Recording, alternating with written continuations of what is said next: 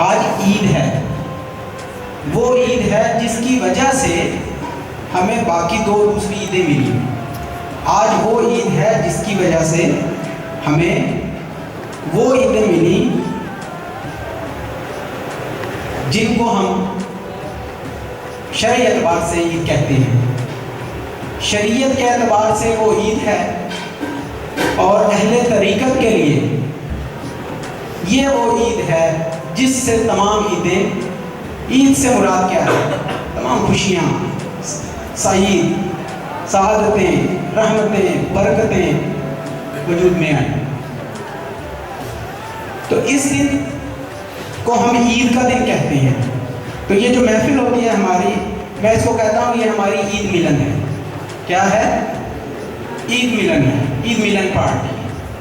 زندگی دکھوں کا گھر ہے، مسائب، آلام، مشکلات، تکلیفیں، دکھ، درد، پریشانیاں گھری ہوئی ہے زندگی اس میں۔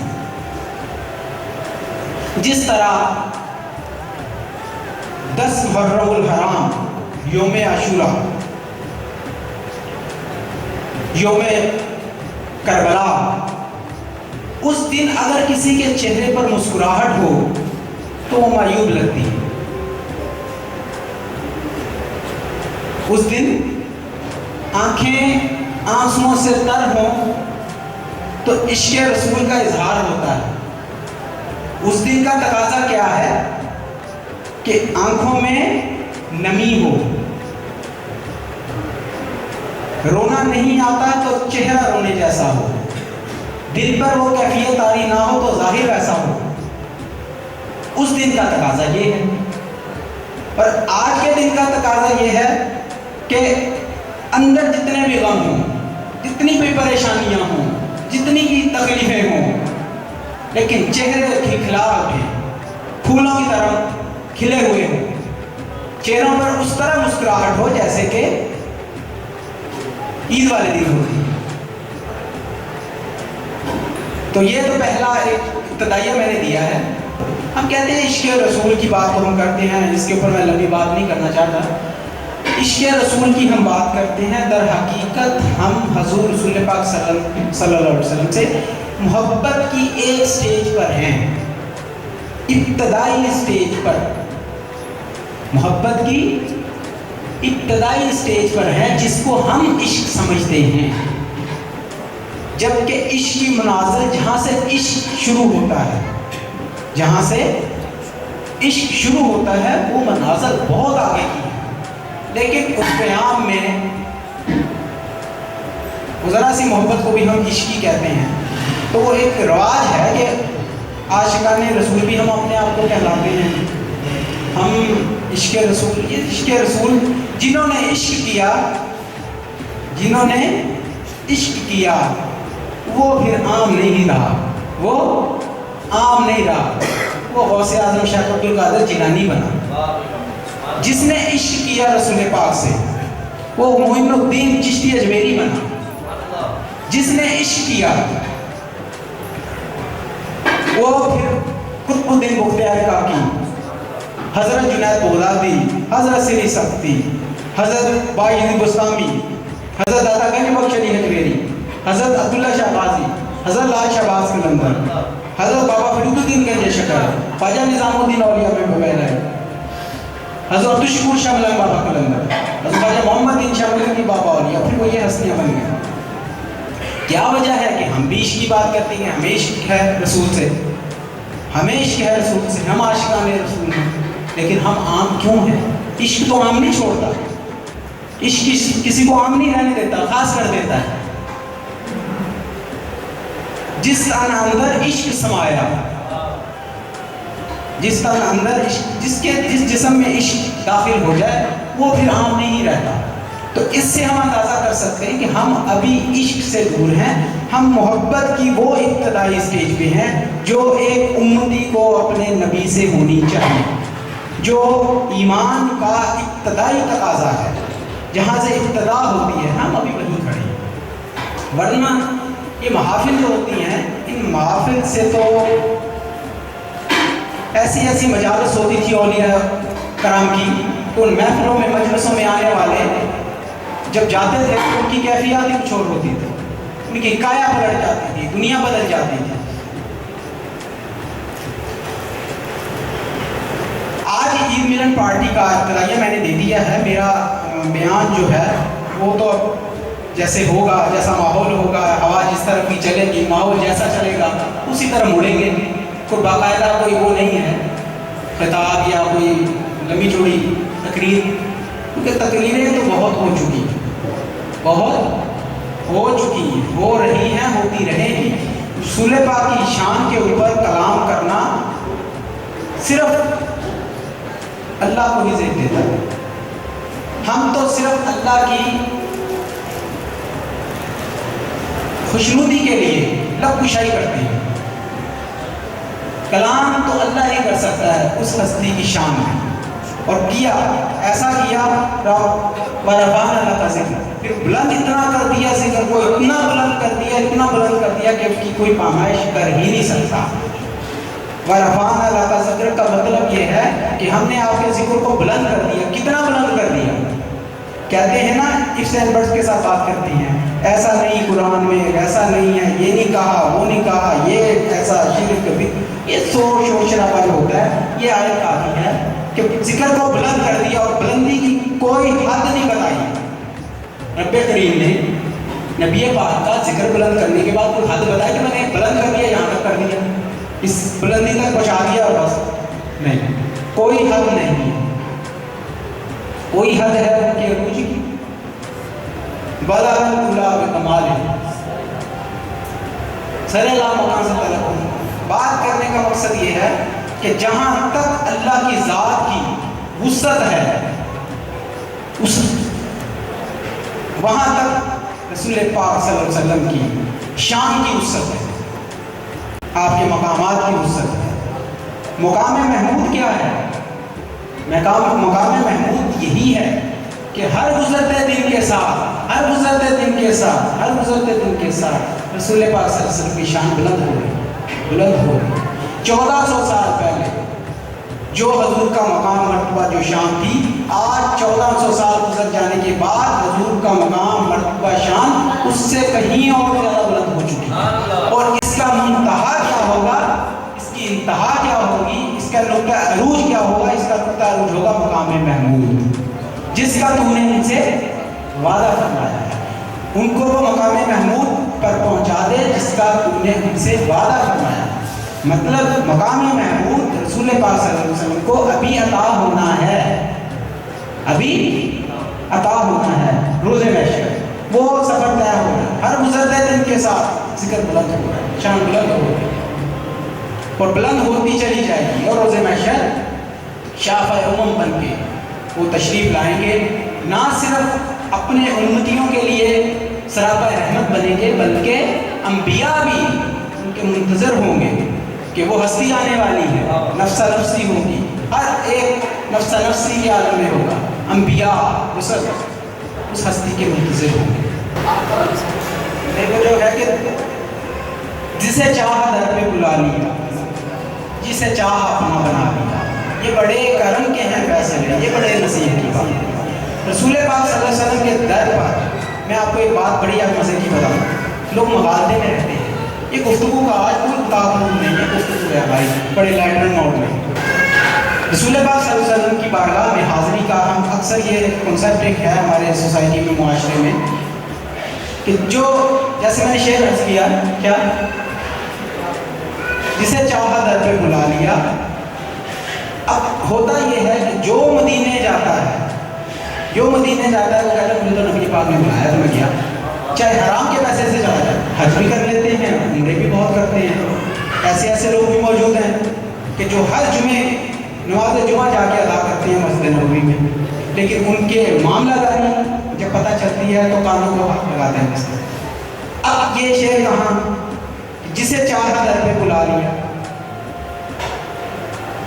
وہ ڈکیت، وہ چور، وہ چکا، وہ حقوق العباد کا خون کرنے والا قاتل، وہ بھی نبی پاک کے در پر پہنچا ہے۔ اور ایک شخص وہ ہے جو تڑپ رہا ہے کہ ایک دفعہ حضور کی بارگاہ میں حاضری ہو جائے، حضور کا مزار گنبد خضرا دیکھنے میں، حضور کے مزار میں، حضور کی جالیے میں، وہ زندگی بھر تڑپتا ہے، روپیہ جوڑتا ہے، پیسے نہیں جڑ پاتے، دنیا سے چلا جاتا ہے، حضور کے بارگاہ میں حاضری اس کو ظاہری نصیب نہیں ہے، دل تڑپتا ہے ہر وقت اس کی زبان پہ مجھے مدینہ دکھا دے، یا اللہ مجھے نمازوں میں دعائیں، ہر جگہ کسی کو کہنا تم مدینے جا رہے ہو میرے لیے بھی دعا کرنا، میں بھی مدینہ دیکھوں، میں بھی حاضری دے لوں۔ زندگی اسی طرح اسی دعا میں گزر جاتی ہے، لیکن مدینہ دیکھنا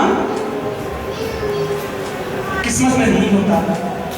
اور وہ چور چکا لٹیرا ڈکیت وہ ہر جمعہ جا کے پڑھ رہے مسجد نبوی میں، یہ کیا معاملہ ہے؟ یہ باتیں سمجھنے کی ہیں، یہ وہ مغالطے ہیں جہاں آ کے ہم دھوکہ کھا جاتے ہیں۔ شعر پہلا مصرع کیا ہے؟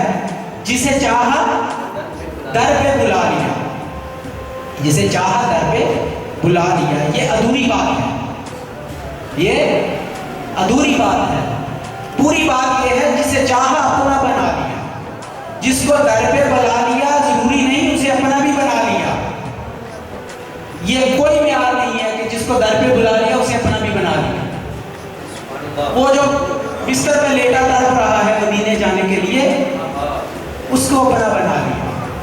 واقعہ ایک آپ کو سناؤں، حضرت عبد الرحمن جامی، عشق کا ایک بہت بڑا نام، رفعت العلوم صاحب کی کتاب بڑی معرفت الآراء کتاب ہے رفعت العلوم سے، تو واقعہ بیان کرتے ہیں حضرت عبد الرحمن جامی کہ رسول پاک صلی اللہ علیہ وسلم کی بارگاہ کے لیے نکلے، وہاں سے عشق کا مقام وہ پہنچ چکا تھا۔ میں بات مختصر کروں والا ہوں کہ بڑا وہ واقعہ طویل ہے۔ عشق میں تڑپ رہے ہیں،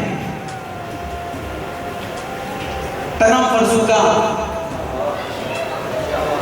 فرسودہ جہاں پارا ہجرت یا رسول اللہ، وہ نعت انہوں نے، ہوا یہ کہ وہ نکلے، ایران میں تھے آپ، شیراز قافلے کے ساتھ آپ مدینہ کی طرف کوچ کیا حاضری کے لیے، حضور کی بارگاہ میں حاضری کے لیے۔ عشق میں فنا فی العشق تھے آپ کی ذات مبارکہ حضرت عبد الرحمن جامی۔ اب مدینہ کی طرف قافلہ روان ہے۔ مدینہ میں داخل ہونے سے پہلے ایک مقام آیا، قیام ہوا، پڑاؤ ڈالا قافلے نے، تو مدینہ کا جو گورنر تھا اس کو خواب میں رسول پاک صلی اللہ علیہ وسلم نے آ کے حکم دیا کہ فارس سے ایک قافلہ آ رہا ہے، اس میں مدینہ میں قافلہ آ رہا ہے فارس سے، اس میں ایک عبد الرحمن نامی شخص ہے، اس کو جا کے روکو کہ وہ مدینے نہ آئے۔ وہ ایک دن خواب آیا، اس نے کہا پریشان ہوا، ششوبت میں تھا۔ دوسرے دن اس کو پھر یہی خواب آیا کہ فارس سے قافلہ آ رہا ہے، چلا ہوا ہے، اس میں ایک عبد الرحمن نامی شخص ہے، اس کو روکو جا کے وہ مدینے میں نہ آئے۔ تیسرے دن پھر یہی، اب گورنر نے کہا کہ یہ ضرور کوئی پوشیدہ معاملہ ہے، کوئی معاملہ روحانی ہے، کوئی ایسا معاملہ ہے کہ جس میں مجھے اب ایکشن لینا ہوگا۔ اس گورنر نے، جو ابھی وہاں کا والی تھا، اس نے جا کے اس قافلے سے مل کیا، پہنچا، جا کے پوچھا عبد الرحمن کون ہے؟ حضرت عبد الرحمن جامی نے عرض کی میں کہ آپ یہیں سے واپس چلے جائیں، آپ کو مدینہ میں حاضری کے لیے یا مدینہ میں داخل ہونے کی اجازت نہیں ہے، آپ یہاں سے واپس چلے جائیں۔ جب یہ پیغام پتہ نہیں کب سے تیاری کر رہے تھے، تڑپ رہے تھے مدینہ شریف جانے کے لیے، عشق کا یہ عالم تھا کہ آپ کا تو معاملہ ہی الگ ہو چکا تھا، دنیا ہو چکے تھے، ہر وقت رسول پاک کے عشق میں آپ، تو وہ پیغام جب ملا، ایک منزل دور ہے مدینے سے، مدینہ پہنچ چکے ہیں، مدینہ میں داخل ہونا ہے، ایک منزل دور ہے، اور یہ پیغام کی جب آپ نے چلے، وہ بڑا دل برداشت، بڑی کہا کہ میں پتہ نہیں کب سے میں تڑپ رہا تھا، اور اب یہ موقع آیا میں جاؤں، لیکن اب یہ میرے لیے کہا جا رہا ہے کہ واپس جاؤ، آپ کو مدینے میں داخل ہے، منع ہے آپ کا، نہیں جانے دیا جائے گا۔ وہ اسی کیفیت میں انہوں نے تڑپ رہے تھے، پریشان ہیں، رو رہے ہیں اور فریاد کر رہے ہیں کہ یا رسول اللہ میں آپ کے در پہ حاضر ہو چکا ہوں، ایک منزل دور ہوں، اور مجھے یہ کہا جا رہا ہے کہ واپس جاؤں. اسی کیفیت میں ان کی آنکھ لگ گئی, سو گئے. خواب میں حضور رسول پاک صلی اللہ علیہ وسلم تشریف لائے, فرمایا کہ عبد الرحمن تم واپس چلے جاؤ یہاں سے, تم میرے مزار پہ نہ آؤ, یہاں سے واپس چلے جاؤ, کیونکہ تم عشق کے اس معیار پہ, اس مقام پر پہنچ چکے ہو, اس منزل پہ پہنچ چکے ہو کہ جب تم میری قبر پہ آ کے کہو گے السلام والسلام علیکہ یا رسول اللہ, مجھے قبر سے نکل کر جواب دینا پڑے گا, شریعت کا پردہ چاک ہو جائے گا. لہذا تم واپس چلے جاؤ, یہ شریعت کا پردہ قائم رہنے. خواب میں انہوں نے رسول پاک کہ مجھے بھی یہ کرنا پڑے گا, تمہارا عشق کا جو تقاضا ہے, معیار ہے, منزل ہے, مقام ہے, وہ یہ ہے کہ عام لوگوں کی طرح تمہیں جواب نہیں میں دوں گا, مجھے نکل کے بالمشافہ ملاقات کرنی پڑے گی, شریعت کا پردہ چاک ہوگا, معاملات کچھ شریعت کے, لہذا آپ یہاں سے واپس چلے جاؤ.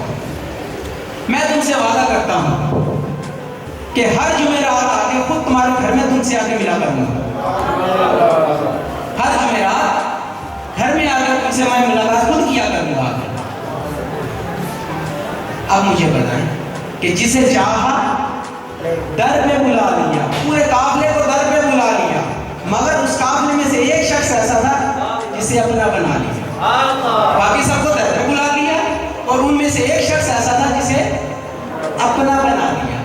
تو یہ اپنا بنانے والی بات ہے, در پہ آنے والی بات دوسری ہے, اپنا بنا لینے والی بات بڑی ہے. تو یہ وہ مغالطہ ہے کہ جو عمرے کرتے ہیں, حج کرتے ہیں, حرام کی کمائیوں سے لوٹ پوٹ کر کے, ان کے لیے تو بات بھائیو بات یہ ہے کہ جسے چاہا در پہ بلا لیا, یہ کوئی معمولی بات نہیں ہے, یہ معمولی بات نہیں ہے. بلایا بھی اسے ہی جاتا ہے, بلایا بھی اسے ہی جاتا ہے. پھر وہی عبد الرحمن جامی والد بات کہ حضور وہ والا سودا بڑا بہت ہی اچھا سودا ہے, وہ سودا بڑا اچھا ہے. کون سا؟ اپنا بنا لیں, اپنا بنا لیں, بس پھر ہر وقت جو ہے وہ حالت دیدار ہو. تو آپ ابتدائیہ کے طور پہ یہ بات آپ کو گوش گزار کی ہے. آج ہماری اس محفل میں مختلف یہ گلدستہ ہے پھولوں کا, اس میں رنگ برنگے پھول کھلیں گے, بات چلے گی, علمی بھی ہوگی, ذوق کی بات بھی ہوگی,